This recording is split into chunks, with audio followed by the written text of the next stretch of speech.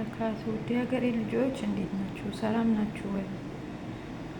ስራ፣ ጤንነት፣ አፍያ ሁሉ ሰላም ነው። ክርስቲያን ወገኖቻችን ሰላም ብያለሁ። እስኪ ምሳ እንስራ ዛሬ። ያዘጋጀኋቸው የሚያስፈልገኝ ግብአቶች ማለት ነው። አብረን እንስራ ምሳ። ከዚህ ጋር ደግሞ ግማሽ ኪሎ ስጋ አለኝ። ከዚህ ጋር ባትረዋለኝ ማለት ነው የራሱ።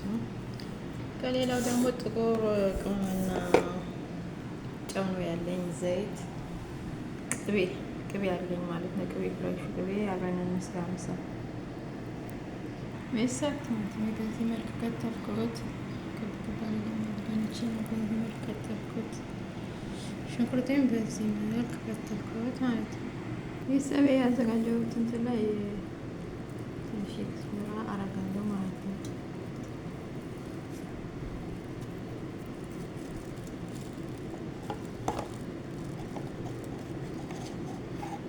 ምንም ጥቁር ቅመም ወይም ጨው አረግበታለሁ።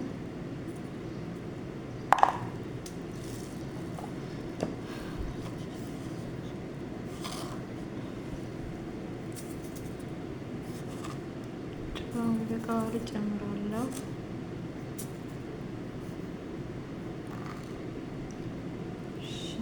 አሁን ትንሽ ዘይት አረጋና ቅቤ አረጋለሁ።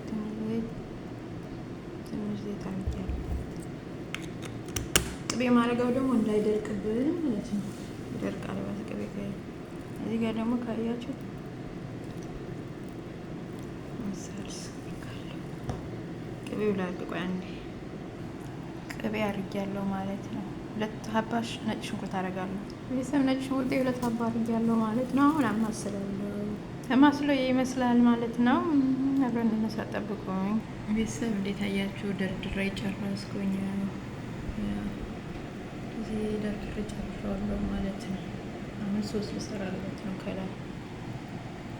ቤተሰብ ይኸው 3 ፍሬ ነጭ ሽንኩርት አድርጊያለሁ። ሶስ ልሰራ ነው።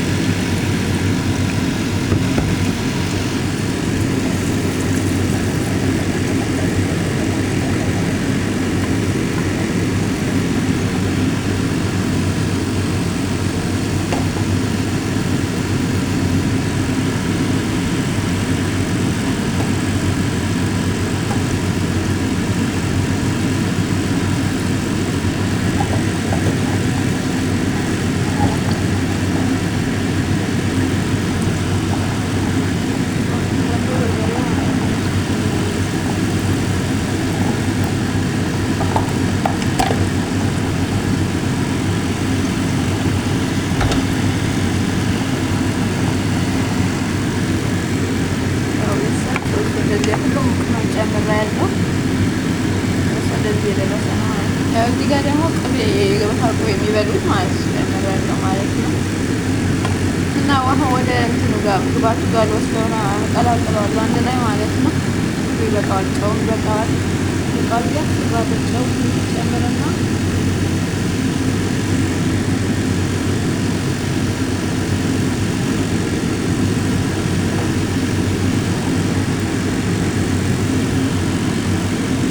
ጨው ሌላ ቤተሰብ ሶሳችን እናደርጋለን ማለት ነው። እዚህ ላይ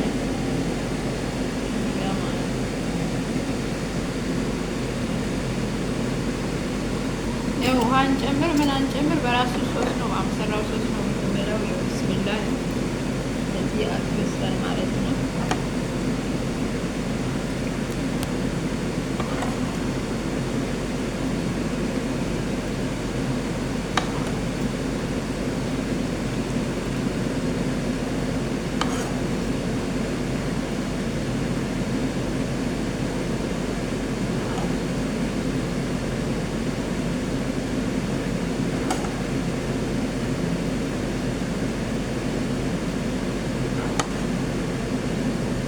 ቦታ እናዳርሰዋለን።